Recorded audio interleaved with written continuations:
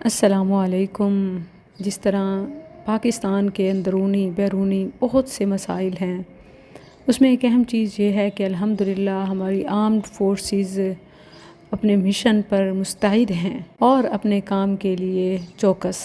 الحمدللہ ان کے خلاف بھی عوام میں، دنیا میں بہت پروپوگنڈا پھیلایا گیا، نااہل اور بکاؤ، نہ جانے کیا کچھ فائدہ ظاہر ہے دشمن کو ہے۔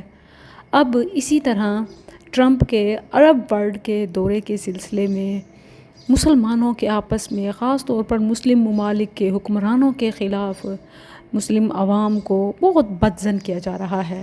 ڈیفرنٹ ویڈیوز، خاص طور پر آپ دیکھیں کہ زیادہ کس کی طرف سے شیئر کی جا رہی ہیں، یعنی بینیفیشری کون ہے اور اس سے کیا چاہتا ہے، یعنی امت مسلمہ میں پھوٹ ڈالنا، انہیں اپنے حکمرانوں کے خلاف کر کے بغاوت پہ اکسانا۔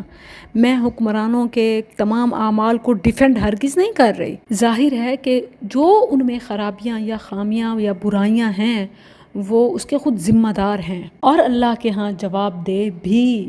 یہ ان کا اپنے اعمال کا ذمہ دار ہونا اور اللہ کے ہاں جواب دہی، یہ کوئی معمولی بات نہیں ہے، جو ان کے اعمال بد کی سزا کے لیے خود انہیں کافی ہو سکتی ہے۔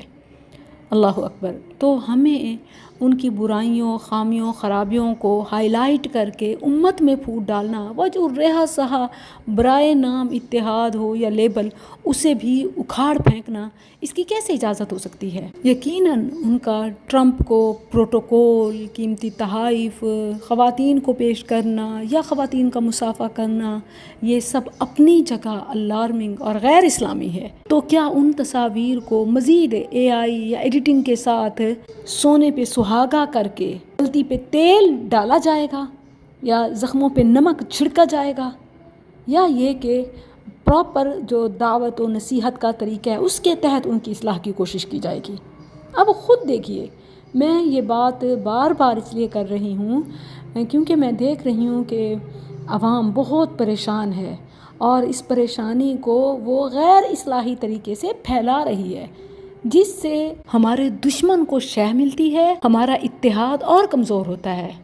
وہ پہلے بھی ہے نہیں، یعنی آپ دیکھیں کہ جتنی خطیر رقم غیروں کو دی گئی، اگر اس میں سے ایک، اس کا 1% سے بھی کم فلسطین کو مل جاتا تو نیا فلسطین آباد ہو سکتا تھا۔ یا ایون ایٹمی قوت پاکستان، جسے IMF اس کے قرضوں کی بنا پر بلیک میل کر کے من چاہے مطالبے منواتا ہے، اگر اس کا صرف 1% بھی جو ٹرمپ کو تجارت کے نام پہ یا بھتے کی قسم دی گئی، اس کا صرف 1% پاکستان کو دیا جاتا تو پاکستان اس بلیک میلنگ سے آزاد ہو کر امت اسلامیہ کی کیا خوب خدمت کر سکتا تھا۔ اور اسی طرح دنیا بھر میں ہونے والے مسلمانوں اور غیر مسلموں پر بھی، انسانوں پہ بھی ڈھائے جانے والے مظالم کا ازالہ اور مداوع ہو سکتا تھا، لیکن نہ ہو سکا۔ تو کیا اس بنا پر ہم ان ویڈیوز کو مزید آرٹیفیشل انٹیلیجنس یا ایڈیٹنگ وغیرہ کر کے مزید ہائی لائٹ کر کے رہے سہے برائے نام ہی، نام جوگے ہی اتحاد کو ختم کر دیں، یعنی رشتے ناتے ہی توڑ دیں تاکہ دشمن ہمارا قوی ہو؟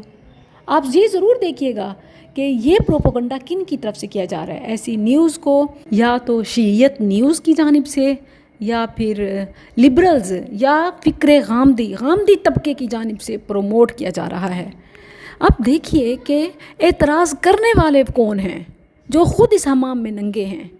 منافقت اور فکری اور عملی تضادات کی انتہا دیکھیں کہ جن کے ہاں عورت کے غیر محرم یا غیر مسلم کو مصافحہ یعنی ہاتھ ملانا کوئی گناہ نہیں اور یہ عین جائز ہے، تو بتائیے کہ وہی اعتراض کر رہے ہیں۔ اسی طرح میوزک، موسیقی اور ڈانس جو کہ قطعاً حرام ہے، اسے جائز کہنے اور سمجھنے والے دف، رقص اور دیگر ثقافتی کاموں پر اعتراض کر رہے ہیں۔ آئیے، بہترین وقت ہے کہ ہم ابتدا اپنے آپ سے کریں۔